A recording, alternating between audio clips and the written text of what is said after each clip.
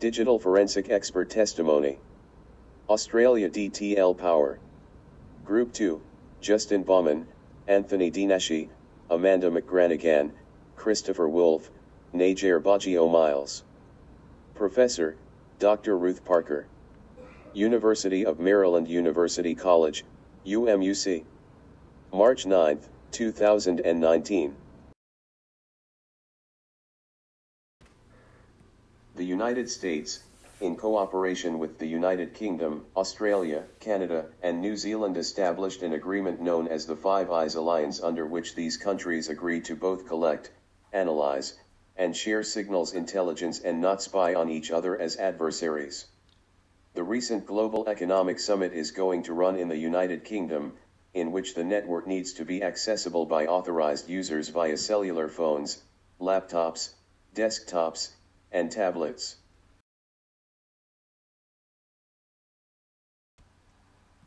Beginning with managing threats and risk as part of the Five Eyes Global Summit, the cybersecurity team worked to mitigate active threats and design a trusted and secure network for the Five Eyes nations to collaborate over. This was followed by an active denial of service attack that required the cybersecurity team to review, triage, remediate, and mitigate the threat via a developed incident response policy and process. This then led into another attack situation due to a successful ransomware compromise. The cybersecurity team was again required to analyze, remediate, and mitigate the ransomware threat, as well as develop policies and processes to prevent future successful attacks. A complete analysis was conducted by the cybersecurity team to learn from the events leading up to the attack, as well as the effectiveness of mitigation strategy used to remediate and mitigate the attack. The result led to the cybersecurity team's last endeavor, which is to complete multiple exercises as part of an additional lessons learned and forensic analysis project. The Five Eyes have several compliance requirements that overlap among nations. This report will delve into the various overlapping policies. A review of the standards of each country, as a member of the international community of nations, to include in its laws and regulations, is being conducted. Laws governing electronic evidence collection in criminal investigations vary from region to region. Additionally, an in-depth review of cyber offenses, artifacts, and network traffic will be defined.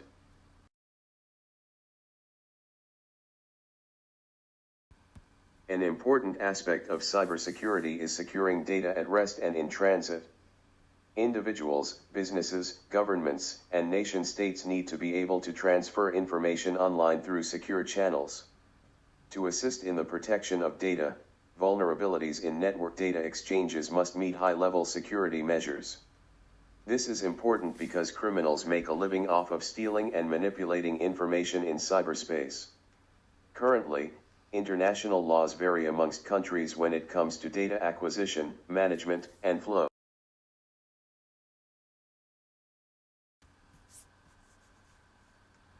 The United States, U.S., data acquisition is governed by two major entities, the Fourth Amendment and the Privacy Act, 1974. These laws require warrants before any device seizures can occur. The U.S. introduced the Federal Information Security Management Act, FISMA, as law in December of 2002. In totality, the law requires federal agencies and contractors to run their information security establishments through a series of rigorous tests to meet regulations. The National Institute for Standards and Technology, NIST, also has a series of access control procedures which formalize control setup, notifications, workflows, and deactivations. NIST recommends the implementation risk-reducing agents and controls such as multi-factor authentication to deter identity theft for both stationary and mobile devices. Australia enacted the Cybercrime Act, 2001, which has set forth a series of regulating ideas. The Act provides the rules for unauthorized modification and possession of data. It includes popular keywords with the U.S. Privacy Act, 1974, such as access to data held in a computer and geographical jurisdiction. Division 477 is titled Serious Computer Offences, closely resembles the language in subsection 100 of Appendix A in the New Zealand Law Commission, which governs the Official Information Act, 1982.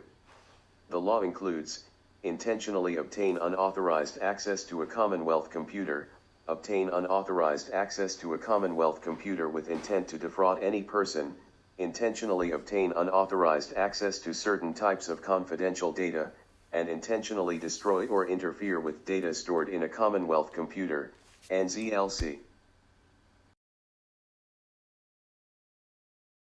Canada shares similar language in the Canadian Criminal Code.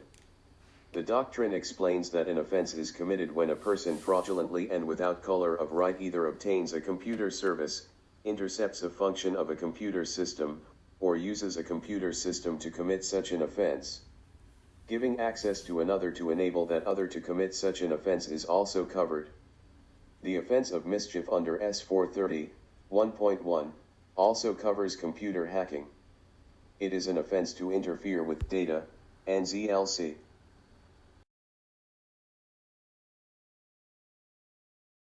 Roles and responsibilities can help organize the chain of command, job description, and creates communication between organizations.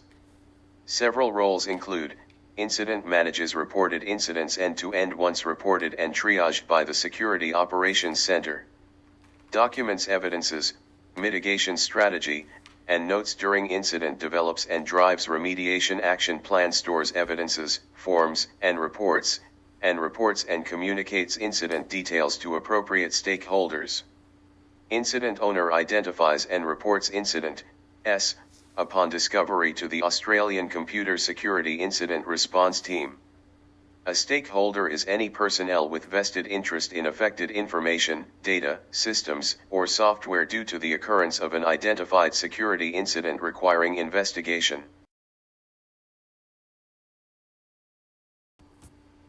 All nations of the FVEY organization have identified a recent slew of attacks. These attacks have been identified as a distributed denial of service, DDoS, attack. As a result, networks have endured periods of unavailability and sustained latency. A service level agreement, SLA, needs to be reviewed to determine the effect of the attack on costs and services rendered. It is important that cybersecurity professionals can follow service-on-demand structures with the development of more integrated environments. This provisioned paperwork will serve as a formal document the service provider will present to members of the FVEY. This agreement details the scope, nature, and terms and conditions of the service to prevent future failures. The document assures a level of clarity, while establishing expectations coupled with trust. Service users and service providers alike will foster more confidence. Service availability refers to the target availability levels that the IT service provider will seek to deliver within the agreed service hours. For the provision of this slot, availability is determined by the % of the time components of the service are available to users. The network is deemed available and capable of forwarding IP packets 99.99% of the time, as averaged over a calendar month. A service outage can be defined as an interruption of the service as a result of system failures and total lack of availability for a period of at least 30 minutes. This also includes degraded availability of protected assets for a period of more than 1 hour, Quadranet, 2018. In the event of an outage, the administrative user for the client must submit a report of a claimed outage to a correspondent within 24 hours. The correspondent will then review the claim. Finally, the issue will be resolved accordingly.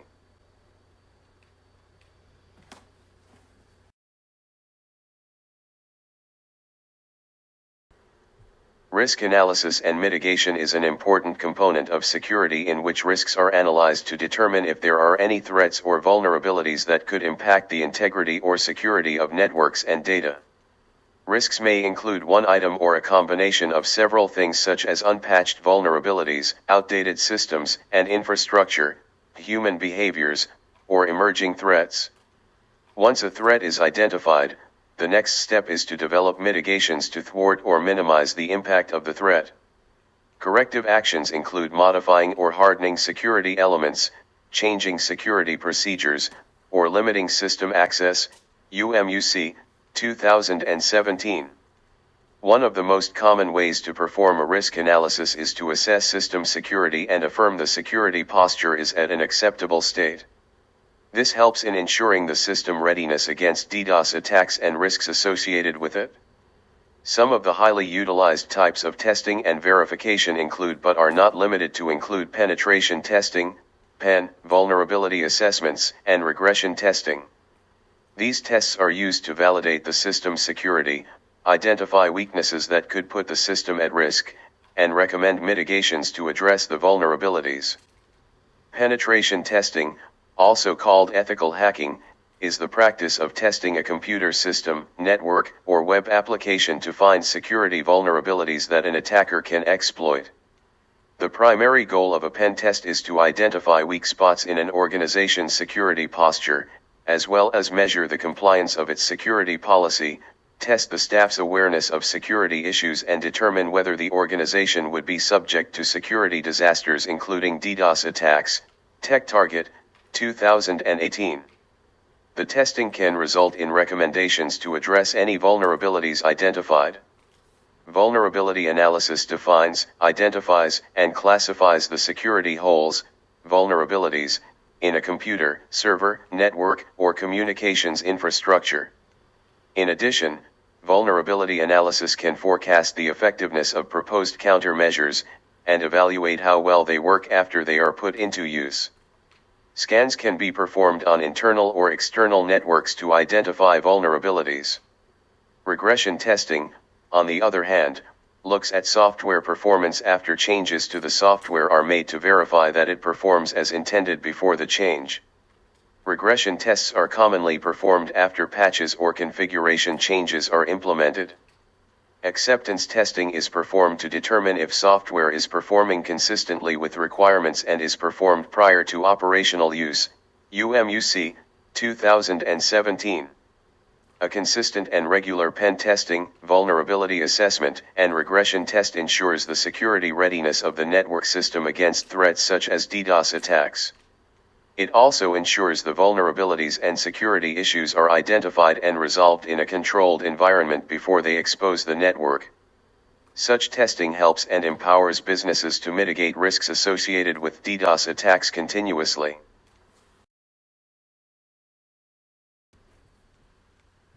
The summit has been filled with several different events, and Australia's technical staff expects a full report. An intelligence debriefing is a document that is suitable for the technical staff. The report consists of 2 situational reports and the business continuity plan. There will be a brief overview of each interim document. Previously, an initial incident report was filed by Human Resource Manager Jane Doe of the DTL Power Global Summit. The HR manager opened an email containing malicious software sent intentionally by a hacker. The event was escalated up to level 1. The attack was identified as an attempt to alter or destroy information. The ransomware was received in a phishing email. The attack was contained in 5 hours and the threat has been purged from the system. The email server, WordPress server, and HR employees' Windows laptop were scanned, and all ransomware has officially been removed. Preventive controls are measures that reduce the effects of system disruptions and can increase system availability and reduce contingency life cycle costs. Preventive controls are used to prevent disruptive events from happening before they start. An example is an HVAC system that prevents the equipment from overheating. There are several recommendations to defend against this type of attack. The first is end-user security awareness training.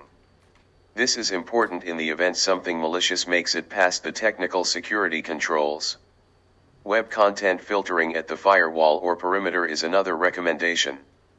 This will filter and block a large percentage of malicious files and other content, ensuring an end user cannot incidentally compromise their system or another, as in this case. Installing endpoint security solutions such as antivirus is highly recommended as well to block and quarantine malicious code. This can also monitor and block malicious connections made to and from the end user's workstation, eliminating the need for SNORT to be manually run locally as in the case of our investigation. A data breach can leave an enterprise's reputation in shambles. Consumer trust is often damaged. Breaches are now becoming a daily occurrence, but companies appear unbothered at face value. These breaches can affect millions of individuals. This data breach isn't as damaging to the nation for a couple of reasons. The first is because other nations have reported to be affected by identical attacks. The second reason is the minimal success that the breach had. This won't be the last attempt on the network. The nation must show that it can continually withstand these attacks.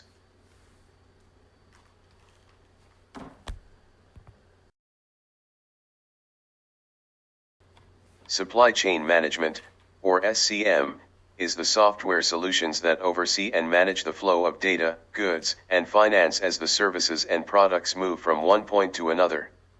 The supply chain activities involve everything from the development of a product to the logistics and including the manufacturing and production, transportation, sourcing, warehouse and inventory management and shipping.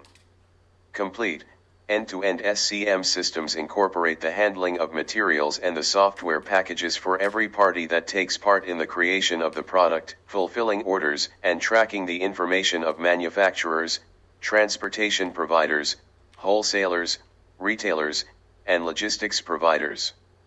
The software development life cycle, SDLC, consists of processes that a developer must follow when developing a new program, such as how to develop, maintain, replace, enhance, or alter the software.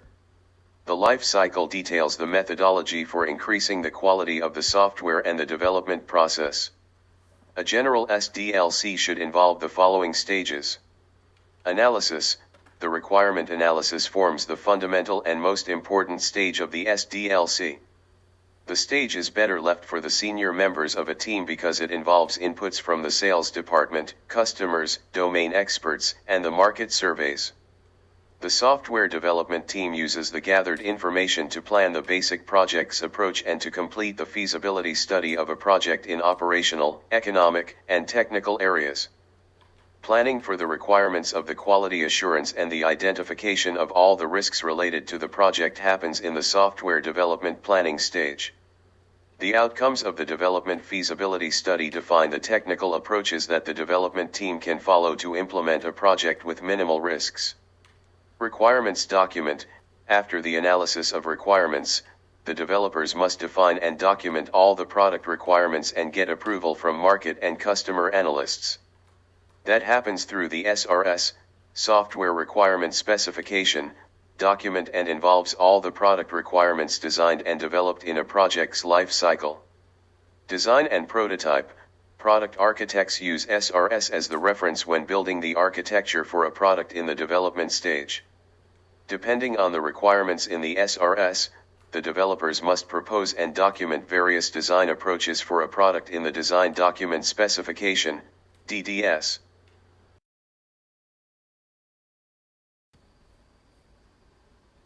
Federal installations are vulnerable targets for intrusion from foreign intelligence services and other malicious players in cyberspace. Federal networks support over 100 agencies and countless employees alongside fueling government operations and handling sensitive and personal data of millions of Americans. The degree of cyber threats faced by federal government networks is unparalleled, but state governments are not immune either. These two parties must pull their weight in the fight for a secure cyberspace. The power sector is one of those installations whose exposure to cyber attacks could lead to catastrophic events. The cybersphere provides a perfect path for attacks from potential criminals who can hack their way in and cause devastating damage to the power grid. The biggest challenge for many individual states is protecting critical infrastructure and systems like the power grid. Even though cyber attacks in the power sector occur less frequently, the risk of damage is much higher. It is yet a tighter situation for states that have smart grids. Federal laws stipulate that state agencies need to collect, display, retain, destroy, and dispose of records that carry personally identifiable information, PII. Such rules include federal privacy regulations like the Health Insurance Portability and Accountability Act, HIPAA, of 1996, the Right to Financial Privacy Act of 1978, and the Privacy Act of 1974. These laws require states that own personal information to notify individuals of illegal access to their information. Indeed, states hold a vast amount of their citizens' data and should, therefore, take a responsibility to protect this data.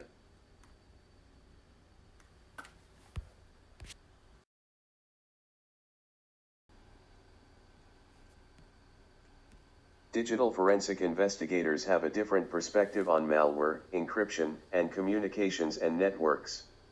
It is essential for an investigator to be able to translate this perspective to organization leaders in a way that can help them understand and make informed decisions.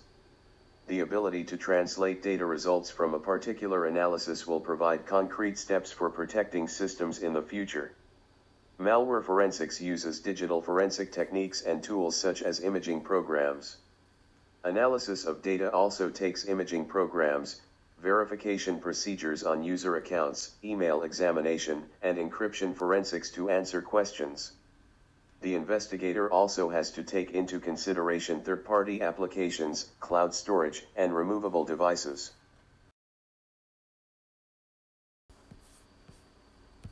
DTL Power Corporation is an electricity generating and distributing company headquartered in the Chase Tower in Santa Fe, New Mexico. DTL Power has 5.4 million electricity customers and 485,000 natural gas customers. DTL Power has full or majority ownership of 14 nuclear reactors in 12 nuclear power plants. It also has 2 hydropower plants in the Midwest and 5 wind energy centers along the East Coast.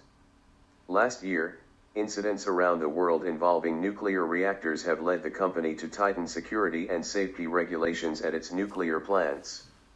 The company is also researching additional environmentally friendly options such as geothermal energy. This is a brief overview of the interactions between cybersecurity technology decisions and the cyber policies that govern them.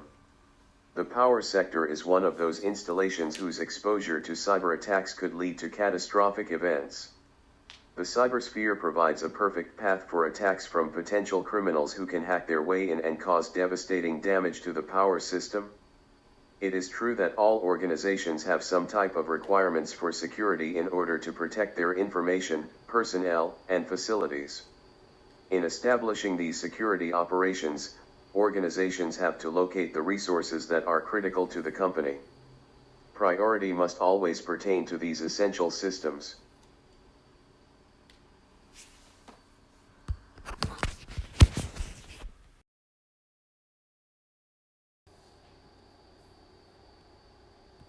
The following brief is a compilation of briefs describing policies, standards, and recommendations for cloud computing and other areas in information technology. Sections in include comparisons of various levels of law and their interrelations between regions and industry standards. The primary focus of the elements in this brief is solely based on the power industry due to DTL Power having a large stake and cornerstone within that industry. Cloud computing has been an ever-growing popular solution for organizations of the past 10 years. While it is not a solution that is optimal in every situation, it provides an above-average level of flexibility for development and operations teams when it comes to managing and developing. Several large cloud computing organizations have cornered the industry, such as Amazon Web Services, Microsoft Azure, and IBM SoftLayer. In the following sections we will explore cloud computing as an option for DTL Power in the power industry. The National Institute of Standards and Technology, NIST, special publications on cloud computing will be used as supporting documentation throughout the brief.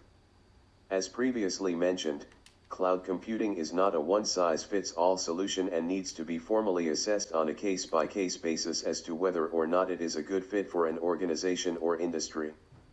DTL Power, however, can hugely benefit from using a cloud solution. As with any power industry organization, they have power plants all over a specific geographic region or possibly in more than geographic region. This creates a mixture of local, state, and federal laws and regulations in which they must be compliant with in order to operate. With this in mind, a cloud solution in which a cloud provider with multiple data centers could easily be leveraged by DTL Power to ensure all of its plants and locations within a single compliance domain, or geographic region, are met. The cloud data center could be leveraged as an access hub to each of DTL Power's locations without causing jurisdiction issues between geographic regions.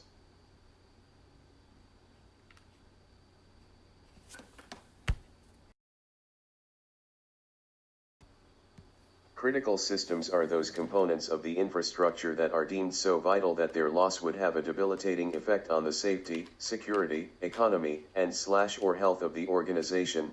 NIST, 2010. Identifying critical systems stems from a risk management strategy of an organization.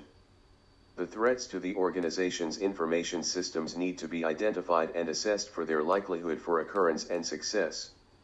At the same time, information systems need to be assessed and categorized by the data they are storing and the effect to the organization should they be compromised. This input is needed to form the specifications for security requirements and protections. Business continuity ensures continuity of operations even during a disastrous event such as a ransomware attack, and through recovery and restoration. Comprehensive business continuity and disaster recovery plans, with a strong focus on cybersecurity, can ensure the resources required to survive a ransomware attack. Australia's government has a strong but positive impact on the research and development policies in regard to cybersecurity. They are committed to enabling innovation, growth, and prosperity for all Australians through a strong cybersecurity initiative. Australia has developed a 5-step strategy to carry them through the year 2020, which includes a national cyber partnership, strong cyber defenses, global responsibilities and influences, growth and innovation, and a cyber smart nation. Australian Government, 2016. This strategy was designed to address cyber threats affecting national security, including criminal activity, espionage, sabotage, and unfair economic competition. Weinbaum, et al., 2017.